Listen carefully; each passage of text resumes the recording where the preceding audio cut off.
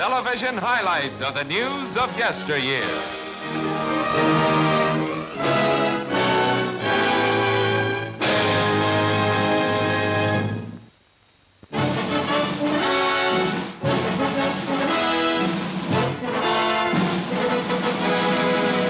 Youth named Ruth. The boy from Baltimore makes big-time baseball via Boston. It's 1914, and a rookie named George Herman Ruth is already drawing crowds and cheers.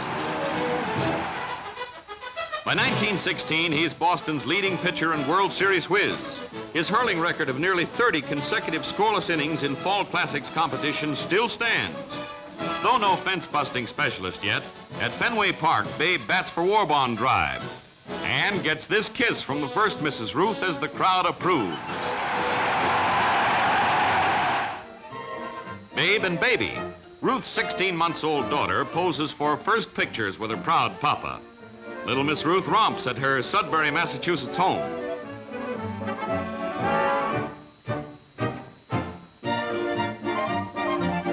A rabbit hops into the pleasant picture. His Sudbury flock may get chicken feed, but Babe's heading for big money now. Sideline on the farm is breeding bull terriers and keeping Babe in shape during winter months.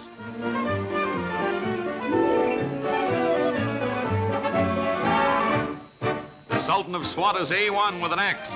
His power at the plate, his promise as a hitter of home runs bring an end to his pitching days.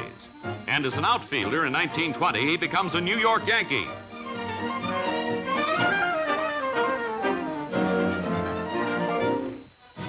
At St. Petersburg, Florida, for spring training, Babe's his own bat boy, and at the plate, warms up. From famed Yank manager Miller Huggins and teammates of the 20s, Babe's clowning gets attention. But this is the house that Ruth built, with a bat.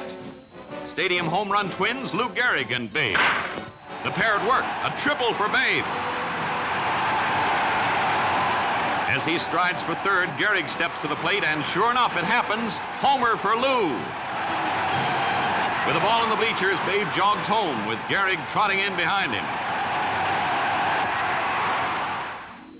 Playing for par in 1926 with Walter Hagen, Ruth goes for golf in his usual big way. He's better with a bat than putter, though, as you can see.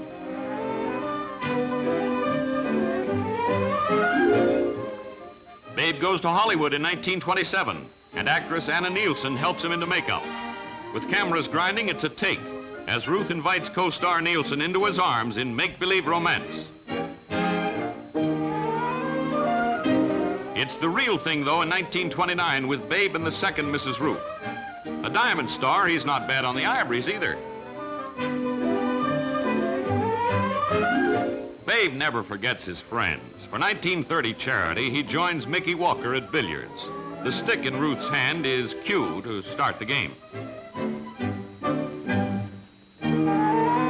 Babe has as much fun making money for others as for himself.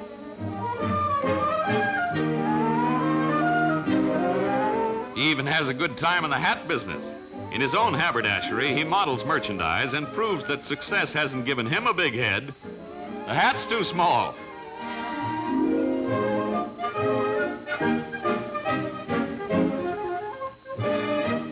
Though the Babe has fun, he's serious too. Here with Mrs. Ruth, he visits crippled children at Knickerbocker Hospital. This he wanted to do as much as circle the diamond. He smiles, but his heart is heavy. For kids, more than for the fame it brought, he pulled his fabulous home runs. This one's for charity in 1930. But all 729 in 20 seasons and 10 World Series were not for the crowds that applauded him, but for the kids. When he promised he'd hit one out of the park for an ailing boy, he did.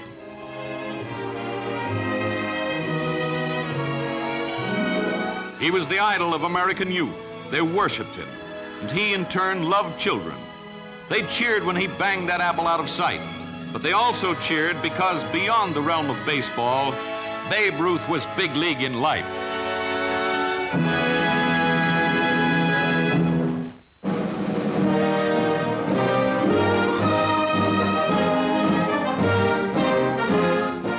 Flying to the fair, the USS Macon in 1933 gets a good view of shore of Lake Michigan and Chicago's World's Fair. The Macon's on trial flight, but the fair's a big success. Not high as the flying visitor is the famous Amos and Andy sky ride. With no space suitable for fair, Chicago extends its waterfront into the waters of Lake Michigan with filled inland and builds a $100 million wonderland which 39 million people come to see. A replica of old Fort Dearborn, once lonely outpost in days when the Great Lakes country was wilderness. The Travel and Transport Building, where shows are given twice daily. This is something new in 1933. The roof hangs free of the walls like a suspension bridge. Down the colorful avenue of flags stream millions to enjoy Chicago's century of progress.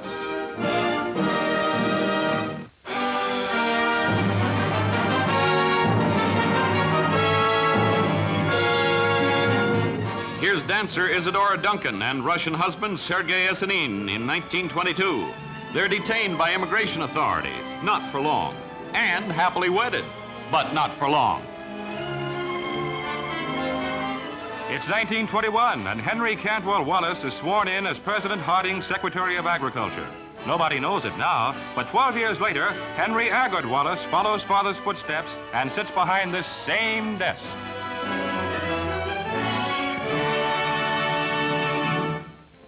For Near East Relief's annual Golden Rule dinner, Hollywood 1926 movie stars Hobart Bosworth and Louise Glaum make Meal of Orphans menu to get idea what orphans in Orient have to eat. Here's Marguerite Delamotte and Dorothy McHale as Hollywood's top stars get to bottom of pressing problem.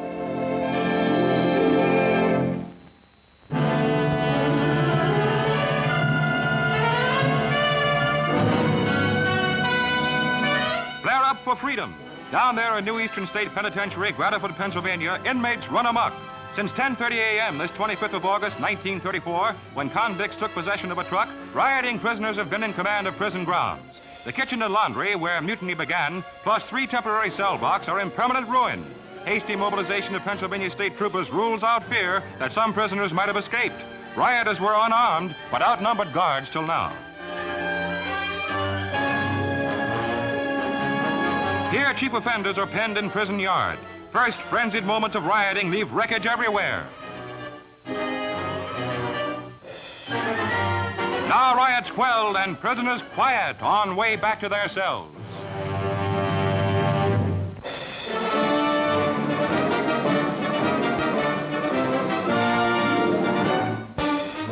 Refueling in flight to nowhere. July 1929 over St. Louis, Missouri, record for endurance flight is broken. Flyers' wives, the Mrs. Dale Jackson and Forrest O'Brien, pack fuel for their husbands and write them messages of congratulations and continued good luck. Better halves are coming up for a visit too. They're all smiles after hearing from husbands. They'll fly on as long as plane will stay aloft. Fuel and food is lowered to them 47 times, till after 420 hours, flight sponsors order flyers down. With the record in their pockets, it's a happy landing, though, and the newly crowned kings of endurance flying are paraded in triumph through St. Louis streets. In distance, they circled the globe, but in direction, O'Brien and Jackson went round and round and got nowhere.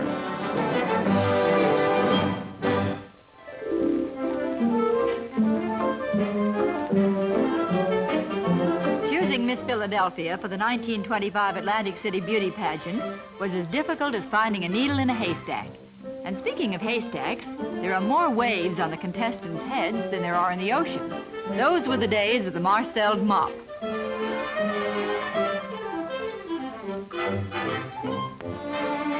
The suspense is terrific as the judges pick Annette Jackson as Philadelphia's fairest. From now on, Annette puts up a brave front. How can she lose in this black knit dream suit? Why, it's in the bag. Okay, Annette, better save those kisses for the finals.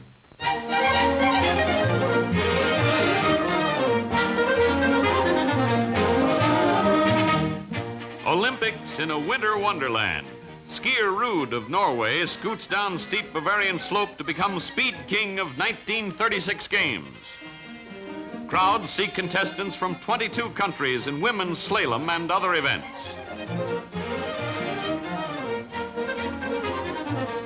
A girl entrant finds zigzagging as easy as wig-wagging and goes the route. Men's slalom race is faster. Here's a record-breaking finish. And here's another downhill drive on snowbound slopes by contestant bound for victory. Here are world's finest ski jumpers in Olympics' most thrilling event. Walter Hagen of Norway wings his way to victory. England nets a tennis crown. Forest Hills, Long Island, 1933. Fred Perry in far court is becoming U.S. champ. Perry serves to faulty backhand of Australia's Drac Crawford.